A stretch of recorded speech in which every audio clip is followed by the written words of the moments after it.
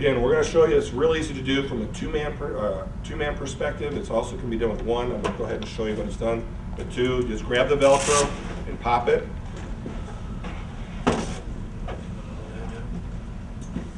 Once you unroll the sled and get to the end, the sides automatically pop up.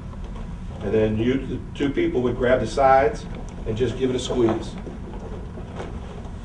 And the sled stays open. So again, very, very simple. If I was a one-man person, I would just go ahead and put my foot on this end, roll it out. When it pops, I'd squeeze the sides together. And away you go. Donnie, ready? Okay, Donnie can be anything from partially mobile to completely passed out. In this situation, if he's in a bed, we're going to evacuate all the linens, everything. It's much easier to move when we just grab everything that's with him and go. If we start trying to take the linens off or the covers off, you're also going to see that I'm going to be able to use the covers to restrict him once I get him in the sled. Kind of keeps his hands from flailing. Normally we can evacuate, have somebody in the sled and to the floor in about 40 seconds. Probably go a little bit slower today. I'm going to go ahead this time around. We're going to pretend he's got a hip problem. And we do have some extra time. If the smoke is coming down the hallway or the gas is coming and we don't have the time, we're going to get him and go. But this time we're going to go ahead and take a few extra moments because he has some issues and we'd like to deal with those. Okay, before I get started, he is on oxygen. So the best place to put the oxygen is between his legs.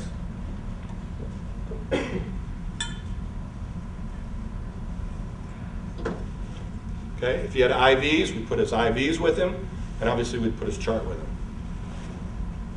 Would you like to actually lift this up? There we go. Push your feet together a little bit. There we go. All right. Okay, so we're just going to go ahead and do a typical protocol and just sheet it.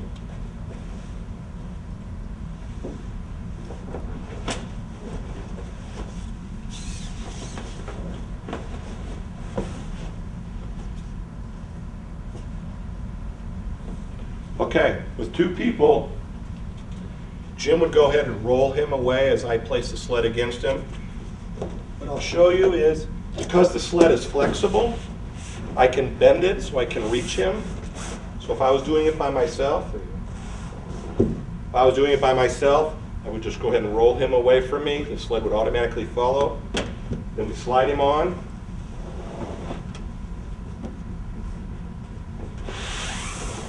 Because the plastic is so slick, he's real easy to move with his sheets.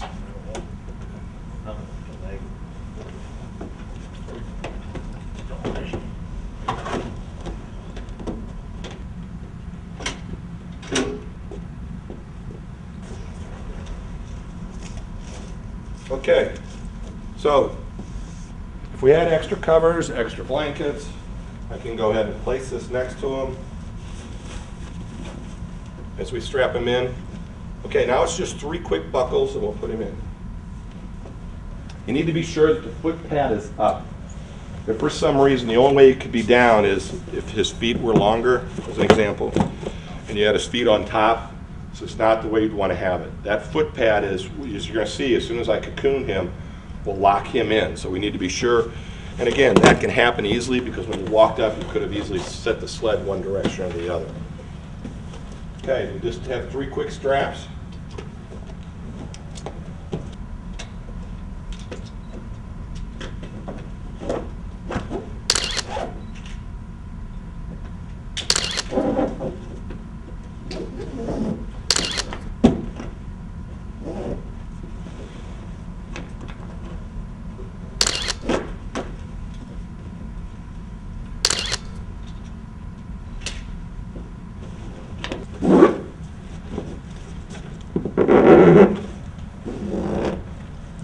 How do you feel, man? I like a cocoon. That's how most people describe it. He's like a cocoon. So again, it didn't take but what, less than a minute. Roll him away from us, slide it under, put him on, strap him in. You can tell he's kind of like a cocoon, kind of mummy shaped. Prevents him from sliding down. We got an oxygen bottle with him. We got an extra pillow next to his side.